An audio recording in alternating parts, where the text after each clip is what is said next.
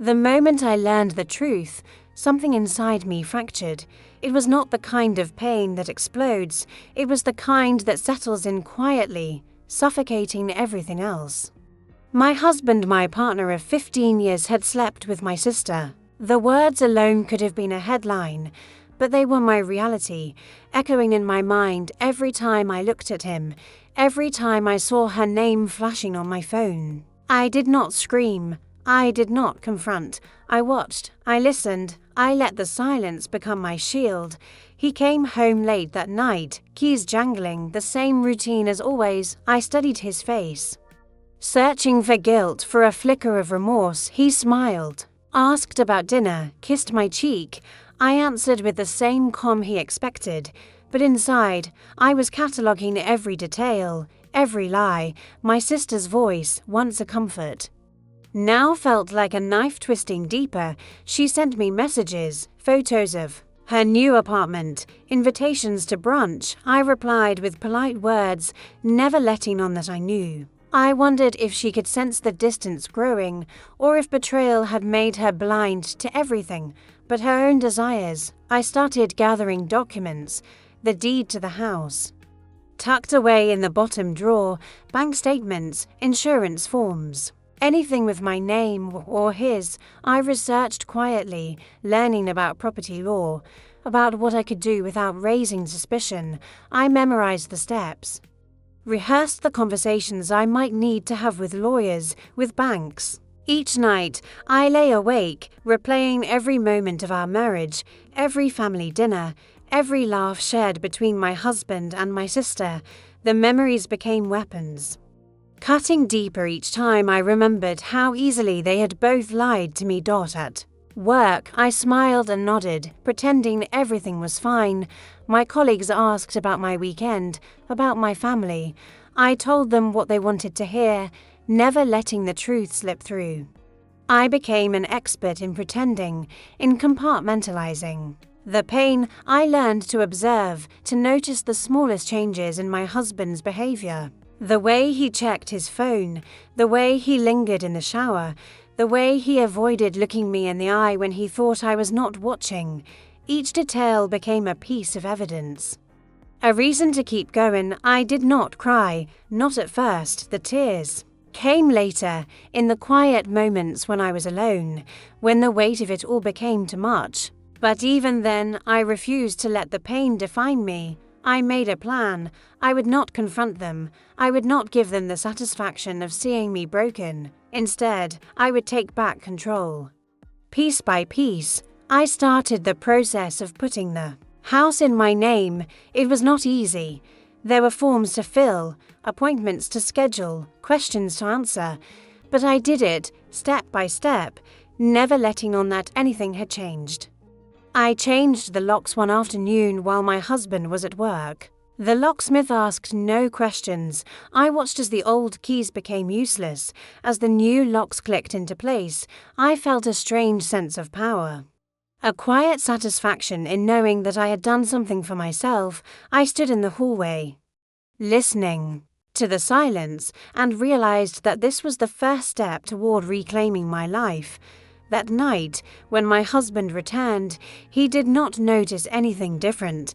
He used his key, walked through the door, and greeted me as if nothing had changed. I smiled, served dinner, and listened to him talk about his day. Inside, I was already gone. I was planning my next move, imagining a future where I was no longer defined by their betrayal. I did not know what would come next, but for the first time in weeks, I felt something other than pain. I felt determination.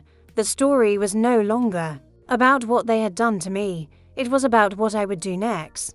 I knew I couldn't let my guard down, not for a second. After changing the locks and securing the house in my name, I became hyper-aware of every detail in my daily life. I watched my husband move through our home, oblivious to the changes I had made, and I wondered how long it would take before he realized that the ground beneath his feet was shifting. The knowledge of his betrayal pressed on me constantly, but I refused to let it paralyze me. Instead, I turned my focus to what mattered most, Protecting myself and reclaiming my sense of agency. At work, I kept up appearances, but inside, I was building walls, brick by brick. I started to withdraw from my sister, ignoring her calls and responding to her messages with short, neutral replies. She seemed confused at first, then persistent, but I gave her nothing. My silence was my armor. I needed time to think, to plan my next steps without interference from anyone who had already proven they couldn't be trusted. One evening, my husband suggested we invite my sister over for dinner. The casual way he mentioned it sent a chill through me. I agreed, forcing a smile, and immediately began to strategize. If they were bold enough to continue their charade, I would be bolder. I prepared the house meticulously, setting the table as if nothing had changed, but every movement was calculated.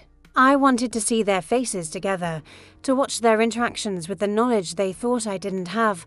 I needed to see if guilt would betray them. When my sister arrived, she greeted me with her usual warmth, but I saw the flicker of uncertainty in her eyes.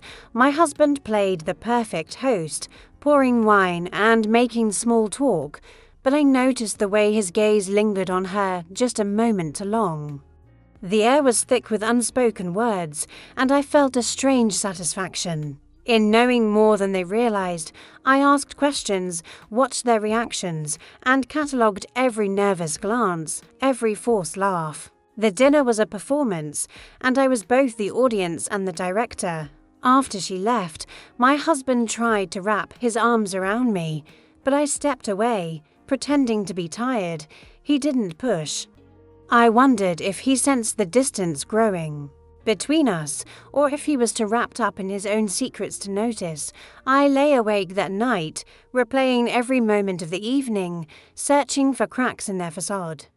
I realized that I was no longer interested in confrontation. I wanted something more lasting, freedom from their lies, and the power to decide my own fate. The next day, I met with a lawyer to finalize the paperwork for the house. Sitting in the sterile office, I felt a surge of anxiety, but also a sense of control I hadn't felt in years. The lawyer explained my options, and I listened carefully, asking pointed questions and making sure every detail was covered. I left the office with a folder of documents and a plan that was becoming more real with each passing day. Back at home, I began to sort through my belongings, quietly separating what was truly mine from what belonged to the shared life I was preparing to leave behind. I found old photos, gifts, mementos from happier times, and felt a wave of sadness, but I refused to let nostalgia weaken my resolve.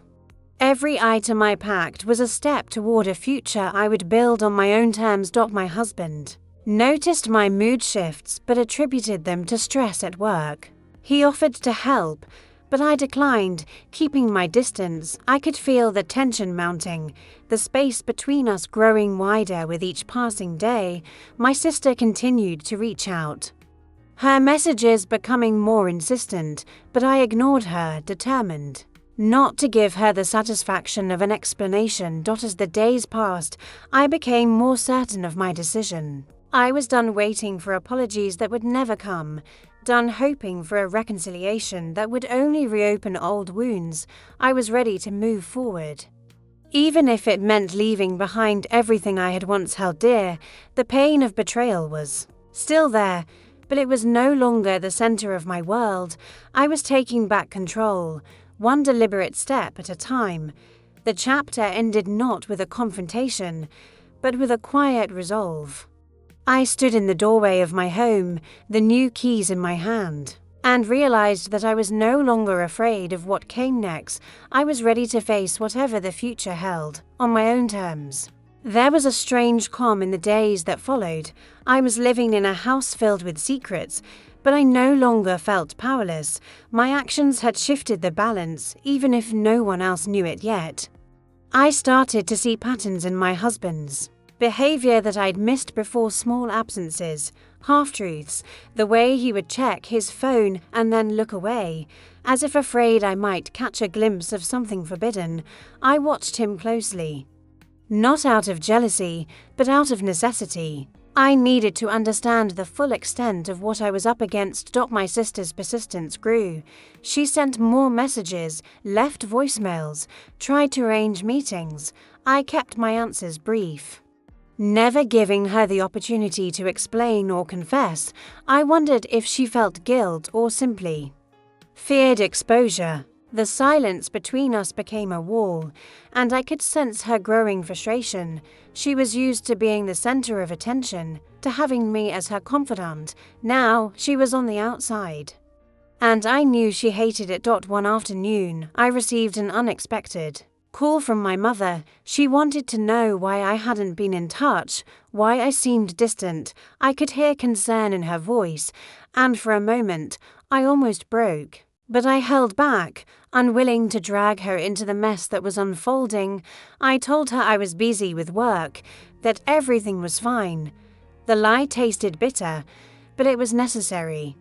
I couldn't risk anyone else getting involved, not yet. At home, I started making subtle changes. I moved my important documents to a secure place, changed passwords, and made copies of everything that mattered. I started keeping a journal, recording every interaction, every suspicious detail. It wasn't about revenge, it was about self-preservation. I needed to be prepared for whatever came next. One evening, my husband announced he had a work trip coming up. Normally, I would have offered to help him pack, but this time I simply nodded. Making a mental note of the dates, the prospect of having the house to myself was both a relief and a challenge. I planned to use the time to finalize the legal transfer of the property, to make sure every detail was airtight. I wanted to ensure that if things fell apart, I would have a place to land. The night before he left, he seemed unusually attentive, almost as if he sensed a shift in our dynamic. He cooked dinner, asked about my day, tried to draw me out of my shell. I played along, matching his energy, but inside, I was already moving on. I watched him closely, searching for signs of regret or doubt, but saw only the practiced ease of someone who believed their secret was safe. After he left, the house felt different. The silence was heavier, but it was also freeing. I spent the first night alone, going through every room, making sure nothing had been overlooked. I checked the locks again, tested the new keys, and made a list of things I still needed to do. I felt a sense of accomplishment, but also a deep, aching loneliness. The life I had built was unraveling, and I was the only one holding the threads. My sister called again, this time leaving a message that was almost pleading. She wanted to meet, to talk. To clear the air, I deleted the message without listening. To the end, I was not ready to face her, not yet. I needed more time, more distance. I needed to finish what I had started. The next day, I met with my lawyer to complete the final steps of the property transfer. The process was tedious, but I was meticulous, double-checking every signature, every clause. When it was done, I felt a weight lift from my shoulders. The house was mine, legally and irrevocably. No matter what happened next, I had secured my future. That evening, I sat alone in the living room, surrounded by the quiet hum of the house. I thought about everything I had lost: trust, family, the sense of safety I once took for granted. But I also thought about what I had gained: clarity, independence, the knowledge that I could survive even the deepest betrayal. I realized then that the story was no longer about them. It was about me, about the choices I was making, the boundaries I was setting, the life I was reclaiming. I didn't know what would happen when my husband returned, or when I finally faced my sister. But I knew that I was ready. I was stronger than I had ever imagined, and for the first time in a long time, I believed that I could build something new from the ruins of what had been destroyed. The day my husband returned from his trip, The air in the house changed. He walked in carrying the same suitcase, wearing the same familiar smile. But I saw something different in his eyes, a flicker of uncertainty, maybe even fear. He tried to close the distance between us with small talk, but I kept my answers short. I could feel the tension building, a silent storm gathering in the corners of every room. I knew this moment would come, and I was ready. That evening, as we sat across from each other at the dinner table, he finally asked, "Is everything all right?" His voice was careful, probing. I looked at him and saw the man I had loved for so many years, but also the stranger he had become. "I'm fine," I replied, steady and calm. But the truth hung between us, heavy and unspoken. Later that night, my phone buzzed with a message from my sister. "Please, can we talk? I can't take this anymore." Her words were desperate, raw. For the first time, I felt a wave of anger so strong it threatened to break through my resolve. I realized I was done hiding. The next morning, I called her. My voice was cold, stripped of any warmth. "If you want to talk, come here, but know that I'm not interested in excuses." She arrived that afternoon, eyes red, hands trembling. My husband was home, pacing the hallway, caught between fear and guilt. I led her into the living room, the three of us together for the first time since I'd learned the truth. The silence was suffocating. I spoke first. "I know everything. You don't need to lie anymore." My words landed heavy, and I watched as both their faces crumbled. My sister tried to speak, but her voice broke. "I'm sorry. I never meant." I cut her off. "You made your choices. Both of you did. I'm not here for apologies. I'm here to tell you that I am done being the one who gets hurt." My husband tried to reach for my hand, but I pulled away. "You lost my trust. There's nothing left to save." The truth was out, and with it came a strange sense of relief. I was no longer carrying their secrets. I was no longer responsible for their shame. My sister sobbed quietly. But I felt detached, almost numb. My husband pleaded, promising change, begging for forgiveness. I listened, but my heart was closed. I had spent too long waiting for them to do the right thing. Now I was doing it for myself. I stood up and handed my husband a set of keys, the old ones, now useless. "You don't live here anymore. The house is in my name. I need you to leave." He stared at me, stunned, the reality finally sinking in. My sister watched in silence, her guilt written across her face. He packed a bag in silence, moving through the house like a ghost. My sister tried to follow him, but I stopped her. "You need to go too. I need space. I need to heal." For the first time, I saw fear in her eyes, fear of losing me, of losing the family she had always taken for granted. When they were gone, I locked the door and stood in the quiet. The house felt empty, but it was my emptiness now, on my terms. I let myself cry, not for them, but for everything I had lost and everything I was about to become.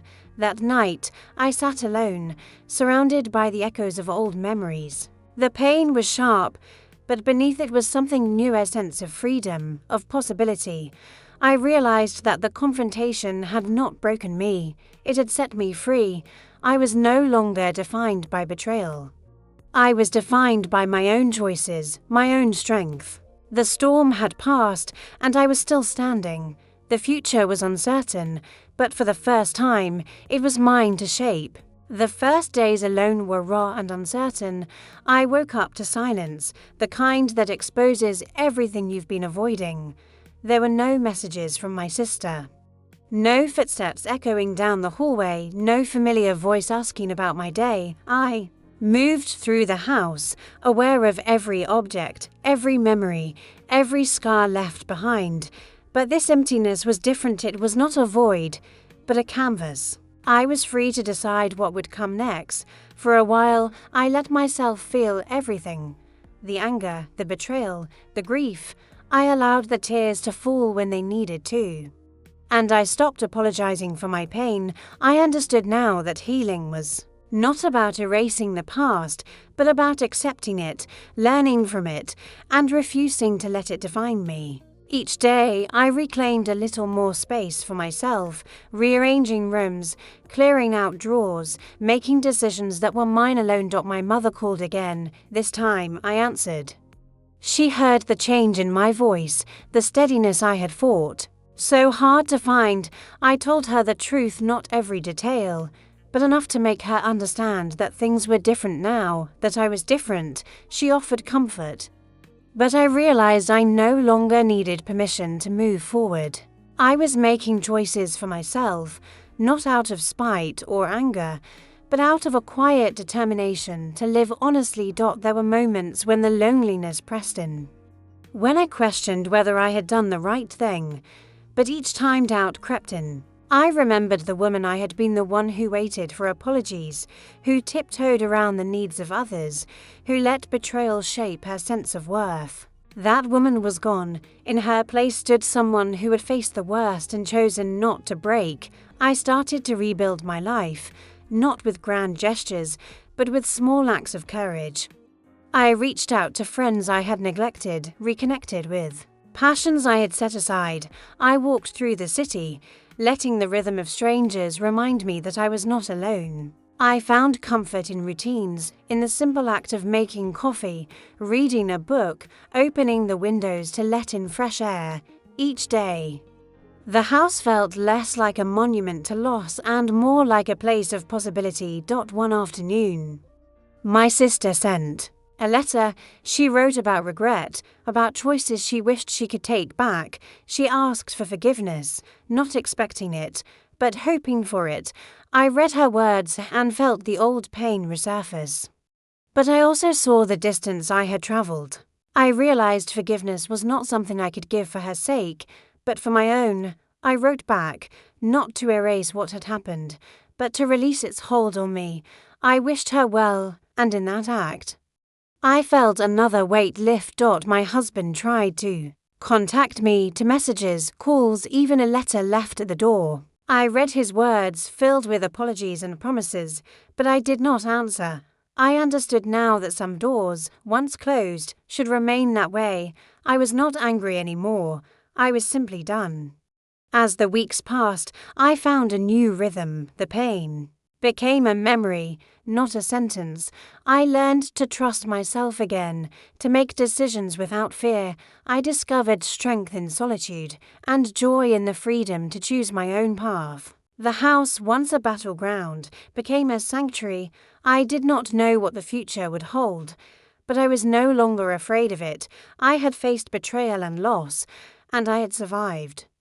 More than that, I had grown. I had learned that the most important promises are the ones we make to ourselves. I promised never to settle for less than honesty, never to let someone else's choices define my worth, never to forget the power of my own voice.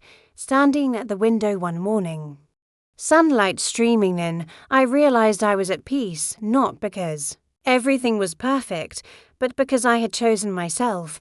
The story that began with betrayal ended with freedom, and that I knew was enough.